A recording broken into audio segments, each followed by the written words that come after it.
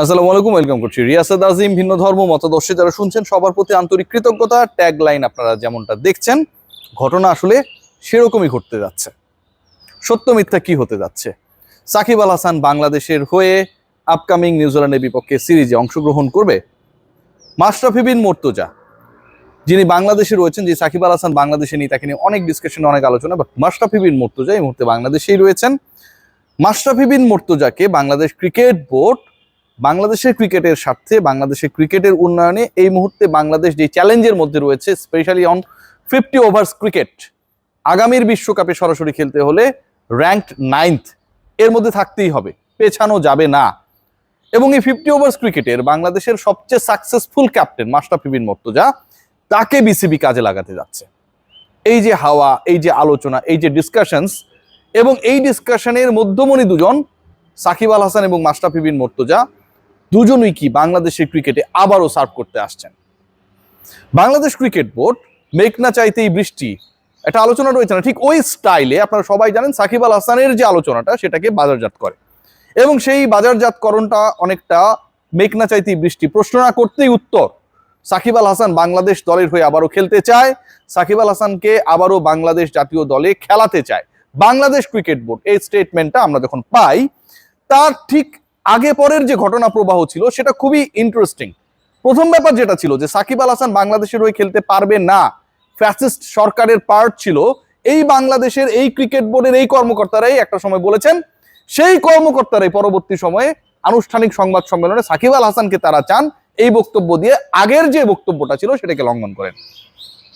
আজকে এই স্বাধীনতা দিবসের দিনে ফারুক আহমেদ তিনি বলছেন যে সাকিবের ব্যাপারে আমাদের অবস্থান স্পষ্ট, মামলা যেগুলো রয়েছে সেগুলো যদি তিনি লড়তে পারেন, সেগুলো যদি সলভ হয়, then Shakib Al Hasan is always welcome to our national team. তাহলে এই ফারুক আহমেদের বক্তব্য এবং অন্তর্বর্তীকালীন সরকারের দায়িত্বে যারা যখন ছিলেন তাদের বক্তব্যের পার্থক্যটা কোথায়? তারাও তো একই কথা বলেছে, সাকিব বাংলাদেশে আসুক, বাংলাদেশে এসে মামলা ফেস করুক, ফেস করার পর যদি তিনি নির্দোষ প্রমাণিত হন তাহলে তাকে খেলতে দেওয়া হবে। এই যে ফারুক আহমেদের বক্তব্য, অন্তর্বর্তীকালীন সরকারের বক্তব্য, দুটাই এক। মাঝখানের যে বক্তব্য ছিল যে সাকিবের মামলা নিয়ে সকল কর্মকাণ্ড বাংলাদেশ ক্রিকেট বোর্ড হ্যান্ডেল করবে, since Shakib Al Hasan is not at the country. Number 2, যেটা মোস্ট ইম্পর্টেন্ট পয়েন্ট, সেটা হচ্ছে গভর্নমেন্টের সাথে নেগোশিয়েট করে সাকিবকে কিভাবে অ্যাভেলেবল করা যায় সেই ব্যাপারটাও বাংলাদেশ ক্রিকেট বোর্ড দেখবে। সার্কামস্টেন্স এরকমটাই ছিল। সেই বক্তব্য থেকে বাংলাদেশ ক্রিকেট বোর্ড কর্তারা, যারা এর আগে সাকিব সাকিব বলে তাদের অতীতের যে কর্মকাণ্ড সেগুলোকে আসলে ভ্যালিড করার চেষ্টা করেছেন, তারা সরে এসেছেন। মাশরাফির টপিকটা নতুন করে মার্কেটে ছাড়া হয়েছে।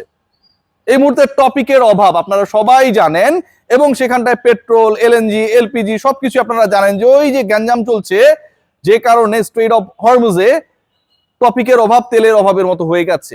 বাংলাদেশ ক্রিকেট বোর্ড মাশরাফির টপিকটাকে নতুন করে এটাকে উত্থান করার চেষ্টা করছে, এবং সেখানটায় বলা হচ্ছে যে মাশরাফি মুর্তজাকেও বাংলাদেশের ক্রিকেটের সাথে কাজে লাগানো উচিত।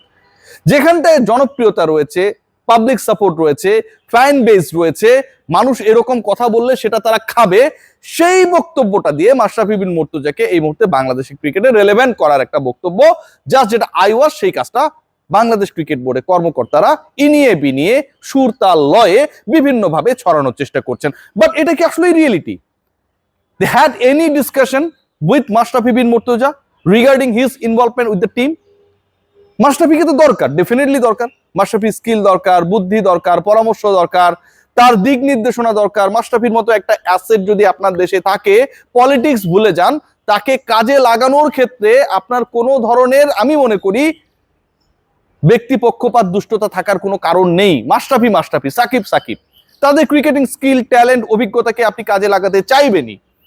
কিন্তু বাংলাদেশ ক্রিকেট বোর্ড এই দুই ক্রিকেটারকে আসলেই কাজে লাগাতে চায় কিনা, পয়েন্টটা ওখানটায়।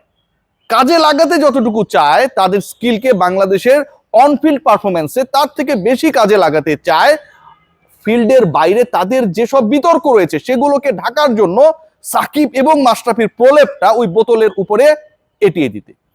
যখন সামনে থাকবে সাকিব, কথাবার্তায় যখন আপনি মাশরাফির কথা বলবেন, দেন আপনি ওই পয়েন্টগুলো নিয়ে কথা বলবেন না।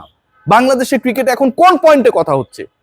কথা হচ্ছে সেই পয়েন্টে যে সিটিং ডিরেক্টরসদের দুর্নীতি, সিটিং ডিরেক্টররা এমন কিছু কর্মকাণ্ড করেছে যেটাতে বিশাল আর্থিক অসঙ্গতি আত্মসাতের মতো বিষয়গুলো সাধারণ মানুষ যারা ভুক্তভোগী তারা তুলে আনছে। এই পয়েন্টগুলোকে জাস্ট পাশে ঠেলে রাখার জন্য আপনি একসময় যাদেরকে ফ্যাসিস্ট বলেছিলেন তাদেরকে এখন আপনি সামনে নিয়ে আসছেন, কারণ তাদের প্রতি, তাদের ক্রিকেটের নিবেদনের প্রতি, পলিটিক্স ভুলে যান, আবারও বলছি, মানুষের সাপোর্ট রয়েছে, তাদের অ্যাবিলিটির ব্যাপারে মানুষের সমর্থন রয়েছে, আত্মবিশ্বাসের জায়গা রয়েছে। সো ক্রিকেট বোর্ড থেকে যখন বলা হবে যে আমরা সাকিবকে খেলাতে চাই, আমরা মাশরাফিকে কাজে লাগাতে চাই, তখন মানুষ সেটা লুফে নেবে, মানুষ ভুলে যাবে যে এখানটায় অন্য এমন কিছু ঘটছে যে এই জিনিসটা আসলে সাপোর্টেবল না। একটা মাঠে চিন্তা করতে পারেন যে এই ক্রিকেট বোর্ডের একজন সিটিং ডিরেক্টর, ফ্যাসিলিটিস কমিটির দায়িত্বে যিনি রয়েছেন সানিয়ান তানিম, তিনি চট্টগ্রামের যে মাঠটা রয়েছে সেই মাঠে যে পর্যাপ্ত পানি, সেই পানি নিশ্চিতের চেষ্টা করেছেন, অথচ বাংলাদেশ ক্রিকেট বোর্ড তার সেই চেষ্টাকে আটকে দিয়েছে। এত কোটি টাকা রয়েছে কিন্তু আপনি একটা পানির জন্য প্রয়োজনীয় ডিপ টিউবওয়েল বা পাম্প অথবা ওই প্রপার পানিটা ইনশোর করার জন্য মাঠে আপনি কোনো কাজ করতে দেবেন না। ভাবা যায় এই ঘটনাগুলো এখানটায় ঘটেছে। এই ঘটনাগুলোকে আপনারা আইওয়াশ হিসেবে বলতে পারেন যে এটা হচ্ছে আসলে উদ্দেশ্য ছিল না। ডেফিনেটলি ভাই, ক্রিকেট বোর্ডের সবার উদ্দেশ্য তো খারাপ ছিল না। ইশতিয়াক সাদেক পদত্যাগ করেছেন, আমজাদ হোসেন পদত্যাগ করেছেন, সানিয়ান তানিমরা তাদের যেসব পজিটিভ অ্যাক্টিভিটিস রয়েছে সেগুলোকে বাস্তবায়ন করতে গিয়ে বাধার সম্মুখীন হয়েছেন, despite being the director of this board. বোর্ডের বাইরে কারা আছে ভুলে যান, বোর্ডের ভেতরের লোকরা ভালো কাজ করার চেষ্টা করেও সেটা পারেন নাই। চোর বানানো হয়েছে ক্রিকেট বোর্ডের ভেতর থেকে, নাজমুল সাহেবরা চোর বানিয়েছেন ইশতিয়াক সাদেকের মতো মানুষদের।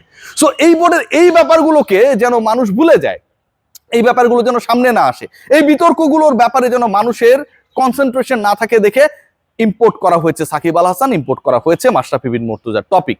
আপনি জিজ্ঞেস করে দেখবেন এখন থেকে 2 মাস পরে, 3 মাস পরে, 5 মাস পরে, 10 বছর পরে যখন আপনাদের সাথে মাশরাফির কথা হবে যে ক্রিকেট বোর্ড রিলেটেড কোন ধরনের ডেভেলপমেন্টাল অ্যাক্টিভিটিতে এই 2026-এর মার্চ মাসে সাকিবের সাথে, মাশরাফির সাথে প্রপার কোনো যোগাযোগ করেছিল কিনা, উত্তরটা হবে না। তাদের নামগুলোকে জাস্ট ব্যবহার করা হয়। বাংলাদেশ ক্রিকেট বোর্ড এখন চলছেই নামের ভারে। যখন আপনি গুরুত্বপূর্ণ পয়েন্টে যাবেন তখন বলা হবে যে আমি আসলে একটু সরি, লেট করে ফেললাম সংবাদ সম্মেলনে আসতে, হামজা চৌধুরীর সাথে আমি এশার নামাজ পড়ছিলাম। যখন আপনি বলবেন আপনার এই মুহূর্তে বাংলাদেশ ক্রিকেট বোর্ডের প্রেসিডেন্ট কেন এখানটায় নেই, তখন বলা হবে তিনি তারাবির নামাজ পড়ার জন্য অস্ট্রেলিয়ায় গেছেন, সেখানটায় বিশেষ তারাবি হয়। যখন আপনি জিজ্ঞেস করবেন যে বাংলাদেশের ডোমেস্টিক ক্রিকেটের খবর কি, তখন বলা হবে আমরা অতি দ্রুত মাদ্রাসা ক্রিকেট চালু করব। পাবলিক সেন্টিমেন্ট, ধর্মবিশ্বাস এবং ক্রিকেটিং স্কিল্ড ক্রিকেটার সাকিব মাশরাফিদের মতো তারকাদের নাম ব্যবহার করে এই বাংলাদেশ ক্রিকেট বোর্ড নিজেদের অপকর্ম ঢাকার আপ্রাণ চেষ্টা চালিয়ে যাচ্ছে। বুঝতে পেরেছেন? এটাই ঘটনা। দেখা যাক শেষ পর্যন্ত কি হয়, এই অবৈধ বোর্ড কতদিন টেকে, সেটাও কিন্তু একটা দারুণ ব্যাপার। আর একটা কথা বলতে চাই, একজন ডাইরেক্টর তিনি আজকে বলেছেন যে তাকে নিয়ে যারা বা যে সমালোচনা করে, হি মিন্ট মি, আমাকেই তিনি আসলে মিট করেছেন, তাই না? মিন্ট মি, যে তার আসলে ক্যারিয়ারের বয়স কত, 10-15 বছর। For your kind information, it has been started on 2009, now it is 16, so 18 years running. I am 38, 18 years running আমার ক্যারিয়ার।